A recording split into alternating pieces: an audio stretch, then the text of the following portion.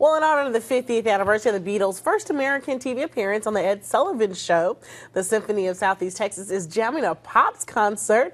And here with more on the classic mystery tour is Chelsea Tipton. Thank you so much for joining us. Thank you for having me this afternoon. So talk to us about this, because, I mean, most people are Beatles fans, whether you're 2 or, 82. Yes. Well, I always ask young people, like, what's a classic? And sometimes they think the length of something that's been around makes it a classic, but actually it's quality. And the reason the Beatles have been around for so long is they just were so innovative. They had such quality music, and they really kind of pushed the envelope as far as what the pop genre and rock genre would be. So they added different types of instruments. They used violins, they would use brass instruments, and just kind of took the whole rock and roll music into a different direction.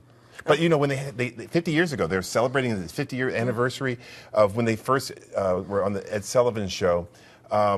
73 million people saw them, and then from there they just sort of took over the country. The United they did. States. Like that was just kind of, they say, like that moment in time where you know where you were, what exactly. So okay, so let's talk a little bit about what we're going to see Saturday night. Saturday night it's at 7:30, and these are the players in the band were in this show called the Beatlemania. And so they took these charts that we're going to be doing are note for note exactly what the Beatles did. And the performers, they look just like the Beatles. And they sound like the Beatles. And they really know how to work the crowd. So it's a lot of fun for the audience. And it kind of takes people back to memory lane. So the first half is like the earlier material, and then they do a costume change for the second half and some of the later stuff in the 70s. Okay, now they've been talking about your outfit. Oh, golly gee willikers. So I know that's supposed to be kind of like, top secret. Well, can you tell not so much now, but... Can you tell us a little bit about it? Yeah, I mean, I went, I try to have fun.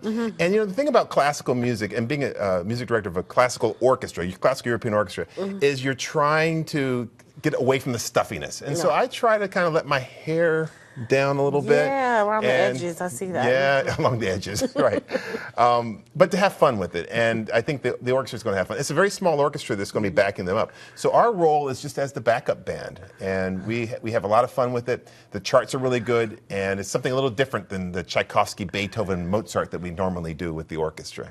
Yeah, I have to say one thing. I've seen some of your productions, and you'll get classical, but then you'll take it to a whole nother level, and people will be in there wanting to get up and dance. Absolutely. Last year's Pops concert was a gospel. And we got our sway going. So this year's the Beatles, and we're just trying to have a little fun. And whatever you want with the type of music you listen to, we want to provide it with the Symphony of Southeast Texas. All right. Well, as always, we appreciate you. We appreciate what you do for the community, because you let us enjoy our hearing. Absolutely. With all the beautiful it's about music. making connections too. It is as well. All right.